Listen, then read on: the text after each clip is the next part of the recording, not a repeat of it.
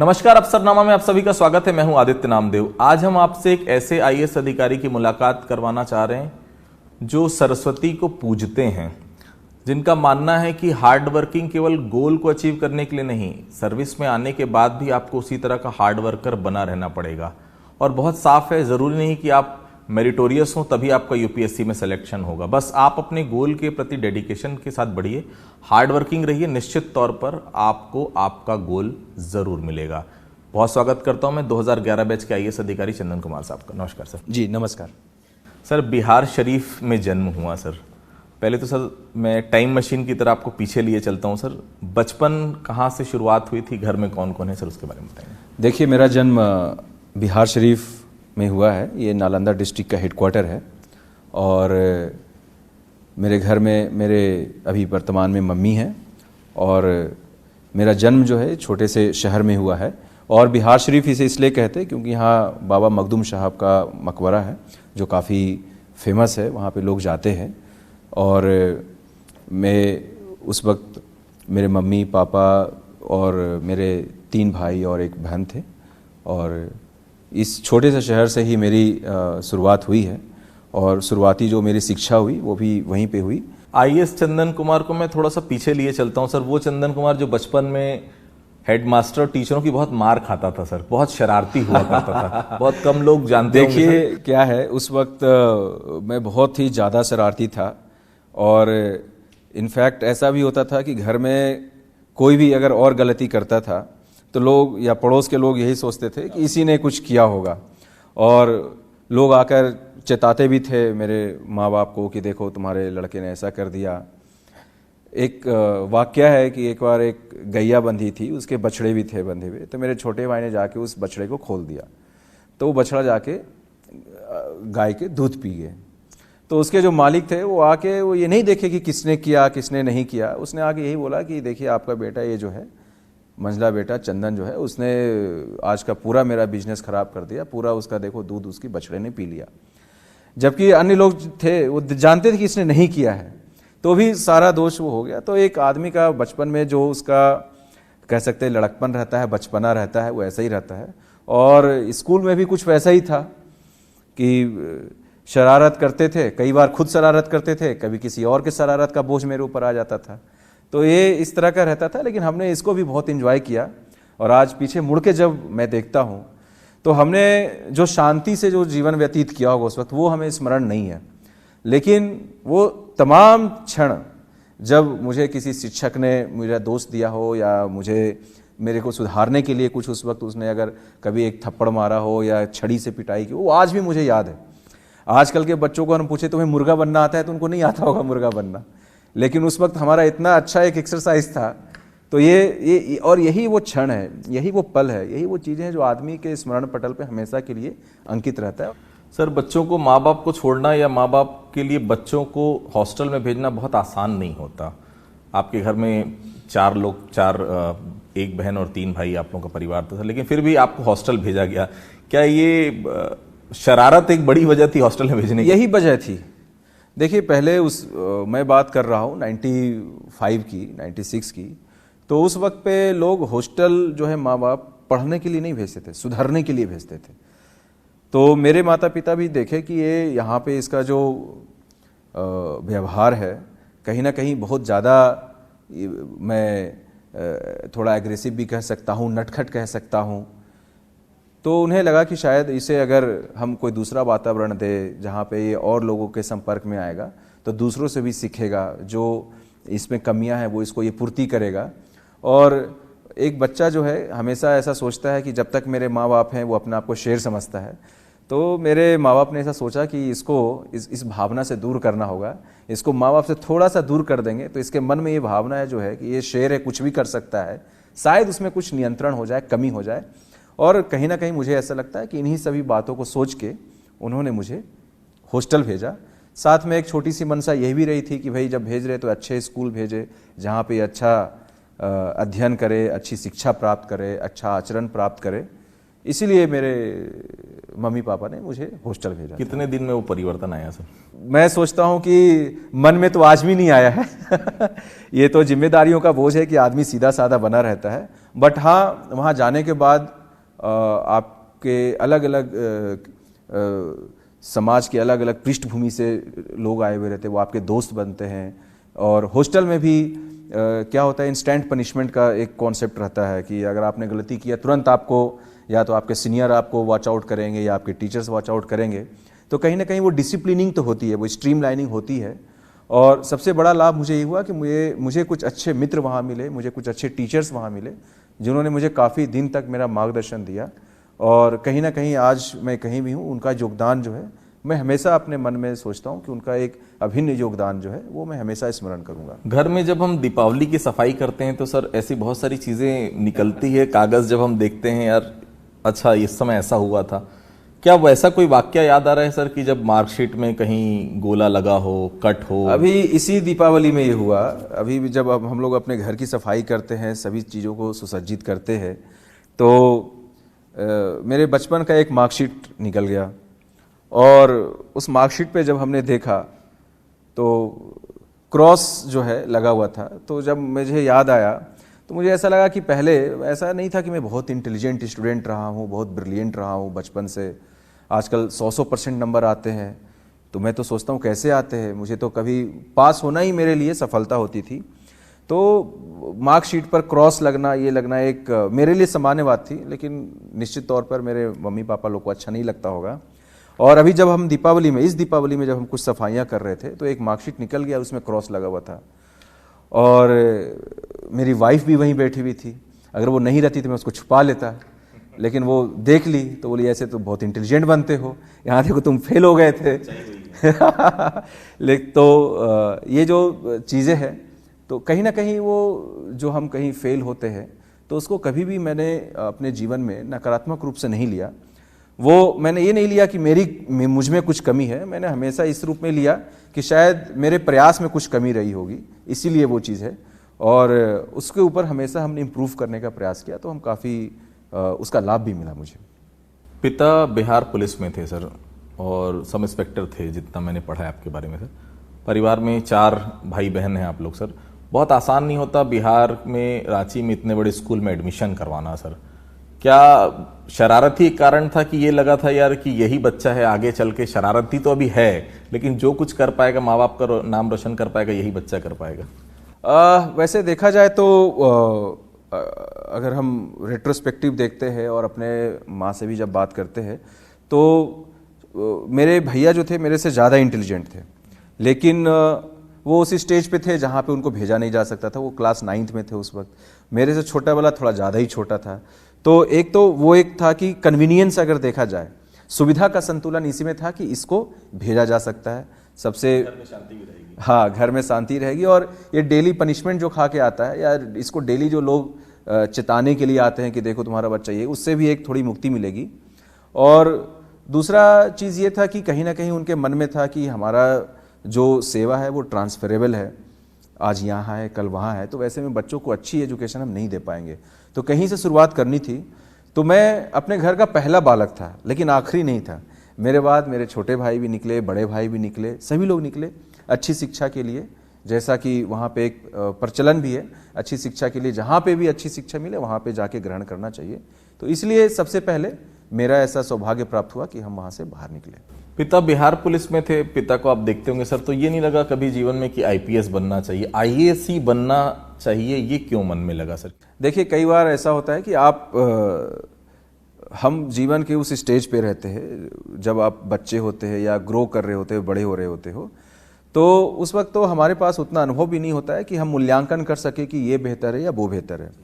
लेकिन फिर भी आप जितना मनन करते हैं, सोचते हैं, अखबारों में पढ़ते हैं और अपने बड़ों से जब बात करते हैं तो सीखते हैं। तो ये तो पता था कि कहीं ना कहीं भारतीय प्रशासनिक सेवा एक ऐसी सेवा है कि जिसका प्रभाव और जिसका लोगों के बीच में बदलाव लाने की जो शक्ति है, समाज में जो अपना काफ़ी अच्छा दखल रख सकते हैं सकारात्मक बदलाव के लिए, वो एक भारतीय प्रशासनिक सेवा के अधिकारी बखूबी करते आए हैं। और सबसे बड़ी बात, जैसे मैंने कहा, कि एक रोल मॉडल की होती है। तो हमारे सामने जब भी कोई बात होती थी, अगर सड़क खराब है तो डीएम को लिखना चाहिए, अगर बिजली नहीं आ रही है तो डीएम को लिखना चाहिए। शायद ही ऐसी कोई चर्चा होती थी जब हमें लगता था कि शायद उसमें कलेक्टर का रोल नहीं होता है। तो कहीं ना कहीं ये बातें जो है हमारे मन में आती है, हम उसको सोचते हैं और वही हमारे लिए रोल मॉडल बनता है। तो हमारे मन में भी ऐसा ही हुआ कि भाई हम अगर सच में समाज में अच्छा करना चाहते हैं, जीवन में आगे बढ़ना चाहते हैं और ना केवल समाज को में अच्छा योगदान देने के लिए, बल्कि निश्चित तौर पर इस सेवा से एक गौरव जुड़ा हुआ है, एक यश की भावना भी जुड़ी हुई है, तो वो सबकी प्राप्ति के लिए भी आदमी जो है इसके लिए प्रयास करता है। और मैंने भी इसीलिए प्रयास किया कि 10th से हार्ड वर्किंग शुरू की आपने, मैंने कहीं पढ़ा सर, लेकिन 12th में रिजल्ट बहुत अच्छा नहीं आया जेई, लेकिन आपने क्लियर की सर। बहुत सारे पेरेंट्स ऐसे होते हैं सर जो तय नहीं कर पाते, बच्चे तय नहीं कर पाते। क्या उस समय ही तय हो गया था कि जेई के बाद कॉलेज जाना, आईआईटी आपने रुड़की में आपने एडमिशन हुआ? जी देखिए, जब हमने 10th पास किया तो जैसा मैंने कहा कि हॉस्टल में मेरे रहने का ये फ़ायदा हुआ कि मुझे ये पता था कि मेरे सीनियर्स क्या कर रहे हैं, मुझे ये पता था कि जो अलग अलग पृष्ठभूमि से जो दोस्त आए हैं मेरे, वो लोग क्या करना चाहते हैं।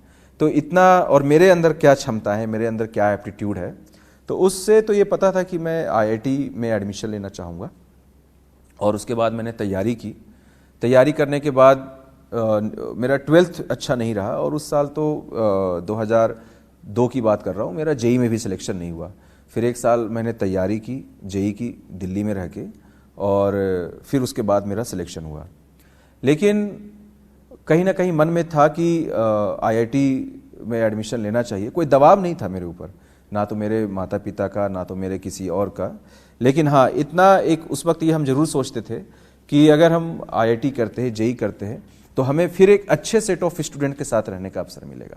जो 4 साल हम वहाँ रहते हैं, फिर वहाँ पे सभी जो कॉम्पिटिटिव एग्जाम से आए हुए रहेंगे, तो मुझे उनके साथ रहने का अवसर मिलेगा।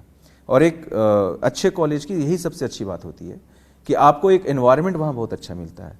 तो कहीं ना कहीं इन सभी चीज़ों की लालसा थी, ललक थी, और इसीलिए हमने उसमें पढ़ाई किया। और कभी मैं ऐसा नहीं सोचा कि एग्ज़ाम नहीं निकल सकता है।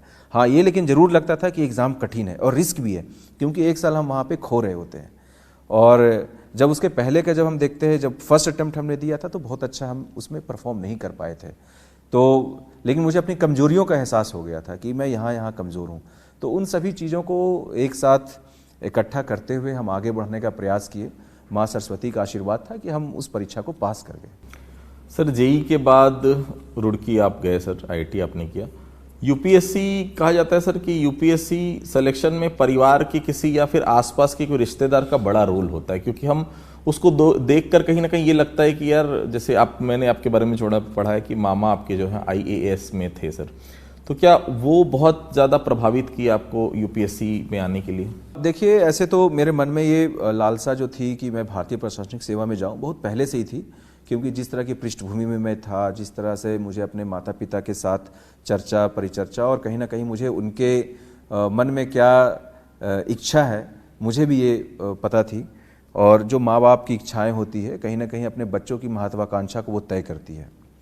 लेकिन मेरे मामा जी जो हैं, वो श्री संजय कुमार, वो भारतीय Indian audit and account service में हैं, और मुझे उनके साथ काफ़ी लंबा समय रहने का अवसर प्राप्त हुआ।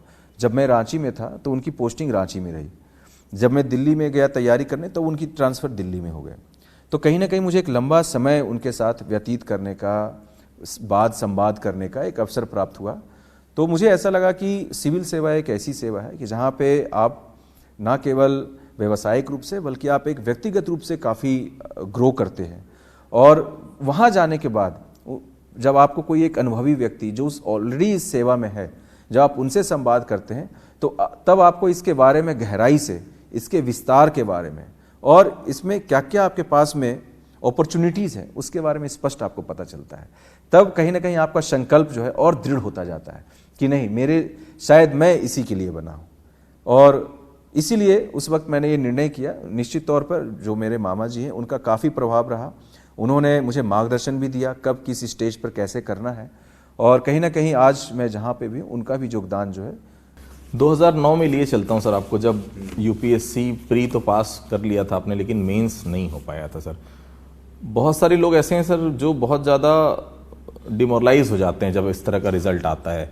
क्या उस समय मन में ये लगा था कि यार कहीं कोई चूक तो नहीं हो गई, कहीं कोई गलती तो नहीं हुई, या बहुत ज़्यादा ये लगा था कि यार कि मैं यूपीएससी नहीं कर पाऊंगा, ऐसे कोई मन में भाव तो नहीं आया था सर? नहीं, ऐसा तो नहीं था। देखिए, क्योंकि उसके पहले भी जैसा मैंने कहा कि अगर आप आईआईटी की परीक्षा पास की है तो आपके अंदर में एक सर्टेन लेवल ऑफ कॉन्फिडेंस रहता है, और वो कॉन्फिडेंस एक दिन में एक दूसरे एग्ज़ाम से नहीं होने से वो नीचे नहीं आएगा।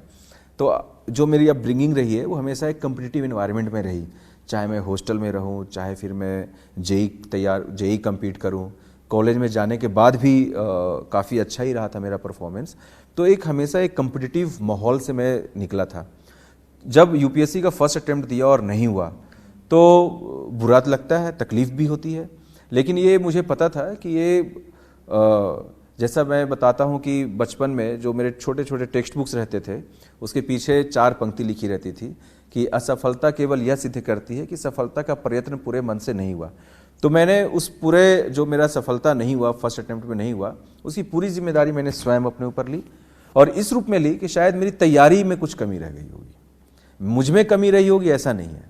तो कहीं ना कहीं हमें और बेहतर तरीके से और गहराई से जाना पड़ेगा, और जहाँ जहाँ कमियाँ हैं उसको पहले चिन्हांकित करना, फिर उसके ऊपर काम करना, और उन कमियों को पूर्ण करने से शायद सफलता का मार्ग प्रशस्त होगा। और मैंने ठीक वैसे ही किया। बहुत भावुक वो क्षण होता है सर जब हम सेलेक्ट हो जाते हैं और सबसे पहला फ़ोन कॉल हम अपने घर में करते हैं, क्योंकि शायद उससे ज़्यादा खुशी हमको मिल नहीं सकती हमको घर वालों को, क्योंकि बाहर वाले तो ठीक है, लेकिन घर वालों को बताने में सबसे ज़्यादा खुशी महसूस होती है। वो फ़ोन कॉल पहला जब आपको पता चला कि आपका सिलेक्शन हो गया, और पहला फ़ोन कॉल जब अपनी माँ या पिता को आपने किया, वो निश्चित तौर पे बहुत ही भावुक क्षण होता है जब आपका सिलेक्शन हो गया होता है। और शायद जितनी चिंता एक बच्चे को नहीं होती उससे ज़्यादा चिंता उसके माँ बाप को रहती है कि पता नहीं, क्योंकि उन्होंने अपना जीवन का सर्वस्व जो है अपने बच्चे के ऊपर लगा दिया होता है। अब जब रिजल्ट की घड़ी है तो निश्चित तौर पे उनके मन में वो कौतूहल, वो चिंता, वो जिज्ञासा बनी रहती है कि क्या हुआ क्या हुआ। और जब मेरा भी रिजल्ट आया तो फिर सबसे पहले बड़ा स्वाभाविक है कि मैं अपने घर पे अपनी माँ को फ़ोन किया और मैंने उनको बोला कि रिज़ल्ट आ गया है और मेरा सिलेक्शन हो गया है, मेरा इतना इतना रैंक है। और उसके बाद इतना बोलने के बाद ऐसा लगा कि शायद मैंने कोई अपनी भड़ास जो थी वो मैंने निकाल दी। और आप इतने भावुक हो पाते हैं कि आप भी कुछ बोल नहीं पाते हैं। आप केवल यही सोचते हैं कि शायद मैं सामने रहता और मेरे चेहरे को वो देख के वो पढ़ पाते कि मैं क्या कहना चाह रहा हूँ। और सामने से भी जो मेरी माँ थी वो काफ़ी भावुक हुई और वो भी कुछ बोल नहीं पाई। और कुछ देर के बाद शायद कभी कुछ क्षण ऐसे होते हैं कि जब आप चुप रहते तो आप ज़्यादा बातों को कह पाते हैं। चुप्पी में कई बार ज़्यादा शब्द छिपे होते, ज़्यादा भावनाएं छुपी होती है। और वही शायद उस वक्त भी ऐसा ही हुआ और हमने फिर बहुत ज़्यादा बातें नहीं की, हमने फ़ोन रख दिए। और आज भी वो क्षण जो है आदमी कभी भूल नहीं सकता है। वो खुशी के आंसू भी थे और कहीं ना कहीं ऐसा लगता है कि एक व्यक्ति, मैं तो मेहनत किया तो मुझे इसका लाभ भी मिलेगा, मैं सेवा में आया। लेकिन जो माँ बाप जीवन भर अपने कठिन परिश्रम करते रहते हैं और केवल एक ख्वाब के भरोसे, एक सपने के भरोसे कि मैं अपने बच्चे को ये बनाऊंगा या ये बनेगा या जीवन में सफलता की ये ऊंचाइयों को छुएगा, उस ख्वाब के भरोसे वो पूरा जीवन व्यतीत कर देते हैं। और उस वक्त जब उसका प्रतिफल उसे मिलता है तो निश्चित तौर पर ये लोग ईश्वर को याद करते हैं, अपने कहीं ना कहीं कुछ अच्छे कर्म किए होते हैं, शायद उसी का प्रतिफल मुझे मिला। मैं आज भी ऐसा मानता हूँ कि शायद मेरे माँ बाप ने बहुत अच्छे कर्म किए होंगे अपने जीवन में कि ताकि उसका लाभ जो है मुझे प्राप्त हुआ। और वो क्षण जो होता है बहुत भावुक होता है। निशब्द हो जाना ही शायद उस वक्त सबसे अच्छा मेरे हिसाब से भाषण होता है और शायद उस वक्त भी वही हुआ मेरे साथ। सर, इस कार्यक्रम का मेन मोटिव है युवाओं को प्रेरित करना। मैं सवाल वही शुरू करता हूँ, किन बातों का ध्यान रखना चाहिए किसी भी यूथ के लिए, पेरेंट्स के लिए, जब वो चाहते हैं उसका बच्चा जो है यूपीएससी में सेलेक्ट हो? कुछ बातें जो हैं वो बहुत ही महत्वपूर्ण होती है। सबसे पहला कि जब आप कोई भी प्रतियोगी परीक्षाएं की तैयारी कर रहे हैं तो इसमें एक तो कड़ी मेहनत आपको करनी पड़ेगी। आप ये भूल जाइए कि आप कितने विद्वान हैं या आप कितने मेरिटोरियस हैं, कितने मेधावी हैं। कड़ी मेहनत का और कोई विकल्प जो है दूसरा नहीं है। दूसरी जो सबसे महत्वपूर्ण बिंदु है वो है अनुशासन। आपके जीवन में एक अनुशासन होना चाहिए। आप ये बात को इमेजिन करिए कि जब आप सेवा में आ जाएंगे तब आपका जीवन कैसा होगा। वो काफ़ी अनुशासित जीवन होता है और वैसा ही जीवन आपको अनुकरण जो है पहले से ही करना पड़ेगा। समय पर उठना, समय पर अपना सेहत का ध्यान रखना, समय पे पढ़ाई करना, समय पे रिवीजन करना, फिर आपके पास कोई टाइम, एक्स्ट्रा टाइम नहीं रह जाता। तो अनुशासन जो है बहुत ही महत्वपूर्ण एक इसका अंग है तैयारी का, उस पर लगातार हमें फोकस करना चाहिए। कुछ बच्चे ने मुझसे पूछा था कि शायद क्या कोई प्लान बी रखना चाहिए क्या, तो मैंने कहा कि अगर आप तैयारी करना चाहते हो तो ठीक वो एक उसी हवाई जहाज के जैसा है जो एक बार अगर आकाश में अगर उड़ गया तो उसके पास नीचे उतरने के अलावा, लैंड करने के अलावा और कोई विकल्प नहीं होता है। तो आपकी तैयारी भी वैसी होनी चाहिए। अगर आप एक बार ठान लिए कि मुझे यूपीएससी करना है तो आप बिल्कुल आप उस पर अडिग रहिए। प्लान बी की तैयारी आप डे 1 से करेंगे तो आप कभी प्लान ए अचीव नहीं कर पाएंगे, तो आप कभी प्लान बी मत रखिए। हाँ, आप अगर इतना कड़ी मेहनत किए हैं, अगर आपने डिसिप्लिन से मेहनत किया है, पढ़ाई किया है, डिसिप्लिन से, अनुशासन से अपने जीवन को जिया है, ऐसा मैं गारंटी नहीं कहता हूं कि आपका सिलेक्शन हो ही जाएगा 100%, लेकिन हाँ, इतनी कड़ी मेहनत और अनुशासन से अगर आपने इतनी ज़्यादा पढ़ाई की है तो आप जीवन में कुछ अच्छा ही करोगे। कहाँ भी जाओगे आप वहाँ पे सफलता को ही हासिल करोगे, आप वहाँ पे ऊंचाइयों को हासिल करोगे। तो आप विचलित मत हो कि अगर इसमें नहीं हुआ तो क्या करेंगे। चौथी जो बिंदु है, जो चौथा काफ़ी महत्वपूर्ण बात है कि आजकल टेक्निक्स बदल गए। हमारे जब हम लोग तैयारी करते थे तो इंटरनेट थोड़ा सीमित उसका रोल होता था। आज आप जब हम कहते हैं कि आप अनुशासन में रहिए, इसका ये मतलब नहीं कि आप फ़ोन का इस्तेमाल नहीं करें, लेकिन आप फ़ोन का इस्तेमाल करें, इंटरनेट का इस्तेमाल करें, लेकिन उसका इस्तेमाल आप अपने फ़ायदे के लिए करिए, आप अपने नॉलेज को बढ़ाने के लिए करिए, आसपास में क्या चीज़ें चल रही है उसके बारे में अवगत होने के लिए करिए। इसके बाद में समय का प्रबंधन जो है वो ज़रूरी है, तनाव का प्रबंधन है वो भी ज़रूरी है, सिलेबस का सही टाइम पर कंप्लीट होना, उसके बारे में पढ़ना और उसको रिवीजन के लिए उसमें प्रावधान रखना। इन सभी चीज़ों को अगर आप एकत्रित करते हुए एक होलिस्टिक प्लान बना के करेंगे तो आपका सफलता जो है वो सुनिश्चित है। और कभी भी हमें ये नहीं सोचना चाहिए कि अगर हमारा पहला अटेम्प्ट में नहीं हुआ तो पता नहीं मुझ में कुछ कमजोरी है या क्या है। आप हमेशा ये मानिए कि आपके तैयारी में कुछ कमजोरी है। आपको अपने ऊपर से ज़्यादा आपको अपनी तैयारी के ऊपर काम करने की आवश्यकता है। हमेशा दोस्तों के साथ रहते हैं, दोस्तों के साथ आप रहें तो उस वक्त भी आपका ध्यान यही रहना चाहिए हम किस दोस्त से क्या सीख सकते हैं, जिसे हम लोग पीयर लर्निंग बोलते हैं। अगर आपका पीयर लर्निंग अच्छा है तो आप भी दूसरे को योगदान दे सकते हैं उसकी ज्ञानवर्धन में, आपका भी कोई फ्रेंड आपको ज्ञानवर्धन कर सकता है और दोनों परस्पर रूप से आप लाभान्वित हो सकते हैं। पिछला जो क्वेश्चन पेपर आए हुए आप उसको भी ध्यान में रखिए। हर एक वर्ष जो है क्वेश्चन पेपर का पैटर्न इवोल्व हो रहा है, चेंज हो रहा है, कुछ ना कुछ नयापन उसमें आ रहा है। तो आपको अपने को उस हिसाब से अपडेटेड भी रखना है। अगर आप अपडेटेड नहीं रहेंगे, क्वेश्चन अपडेटेड हो जाएगा और आप आउटडेटेड हो जाएंगे। तो कहीं ना कहीं आपका कंपटीशन आप जो 10 बच्चे 20 बच्चे के साथ बैठ के तैयारी कर रहे हैं उनके साथ नहीं है। पूरे भारतवर्ष के स्तर पे सोचिए तो 10 लाख स्टूडेंट है जो इसकी तैयारी कर रहे हैं, जो प्री की परीक्षा देंगे, और आपको उन सब के साथ में आपको compete करना है। ये तो प्रतियोगी परीक्षा है। तो लेकिन इन बातों को, इन बिंदुओं को अगर हम ध्यान में रखें तो ऐसा मुझे नहीं लगता है कि कोई परीक्षा है जो पास नहीं कर सकता। और लास्ट में मैं एक ही बात बोलता हूँ कि जिन लोगों का भी इसमें सिलेक्शन हो रहा है, चाहे फर्स्ट रैंक आए, चाहे वो 500 रैंक आए, 600 रैंक आए, वो सब भारतवर्ष के ही बच्चे हैं। वो सब यहीं के इसी व्यवस्था से पढ़ के वो आगे गए। कोई गांव से आया है, कोई शहर से आया है, कोई अमीर है, कोई गरीब है, कोई हिंदू है, कोई मुसलमान है।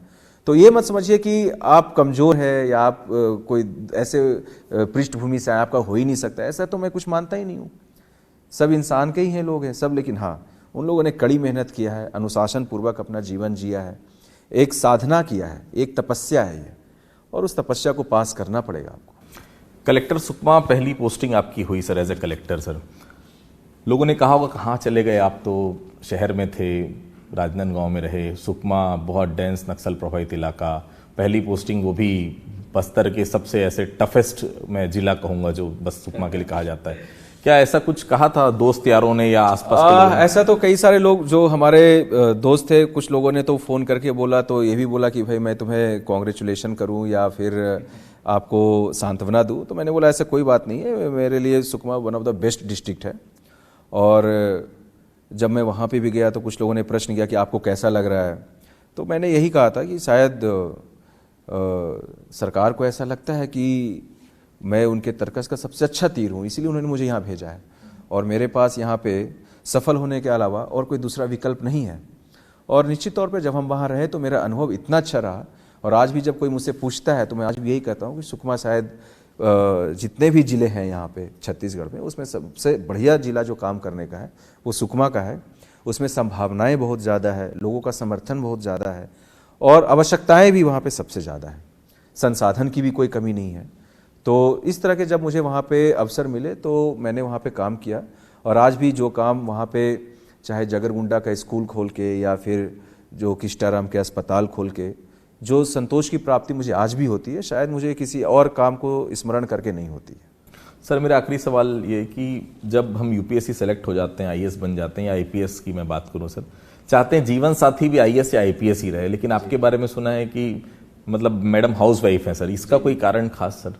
चूँकि हमारा सर्विस में सिलेक्शन हुआ और उसके बाद जैसा सामान्यता होता आया है, हमारे समाज की जो रीति नीति रही है, बहुत सारे रिश्ते आ रहे थे और मैंने ये जिम्मेदारी जो है अपने माँ बाप को ही दिया हुआ था कि आप ही, चूँकि जितने भी महत्वपूर्ण निर्णय होते थे मेरे जीवन में, मेरे संभवतः उन्हीं के परामर्श से, उन्हीं के समर्थन से होते थे, तो मैंने ये कार्य भी उन्हीं को दे दिया कि क्योंकि मुझे ऐसा पता है कि हो सकता है कि मेरा चॉइस बेस्ट हो सकता था अगर मैं किसी चीज़ को पसंद करूं या किसी व्यक्ति को पसंद करूं, लेकिन जो मेरे पेरेंट्स जो मेरे लिए करेंगे वो शायद